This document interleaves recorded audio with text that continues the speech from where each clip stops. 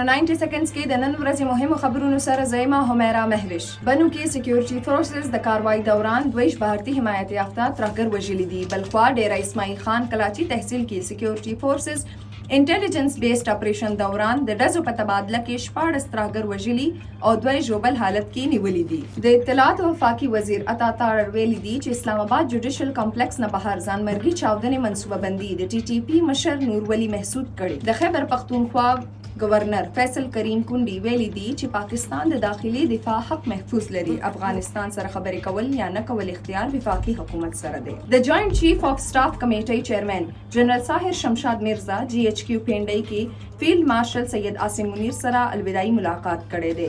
د پاک فوج ترجمان ادارې آئی ایس پی آر تر مخه ملاقات دوران فیلډ مارشل د جنرال طاهر شمشاد د قیادت بصیرت او خدماتو ته د عقیدت پیرزونې وړاندې کړي دي. د داخلي چارو وفاقي وزیر محسن نقوی سعودي هم منصب شهزاده عبدالعزیز بن سعود بن نایف سره ملاقات کړی دی او ملاقات دوران دواړو مشرانو ترمنځ د پولیس په مشترکه ټریننګ پروګرام سلا راغلی ده. الیکشن کمیشن اف پاکستان د خیبر پختونخوا وزیر اعلی سہیل افریدی خلاف د انتخابي ضابطه اخلاق خلاف ورزي مقدمه کې فیصله محفوظ کړې ده. خیبر پختونخوا کې د خوراک سکات سیزونو قیمتونو کې اضافي لوجه ولس سختو ستونزو سره مخ دي او صوبایي حکومت نه غوښتنه کړې ده چې په ګرانۍ قابو موندلو لپاره دې ګامونه پورته کړي شي. دا تر دې دمه مهم خبرونه نورو خبرونو او معلوماتو لپاره سنو پښتونخوا سره اوسئ.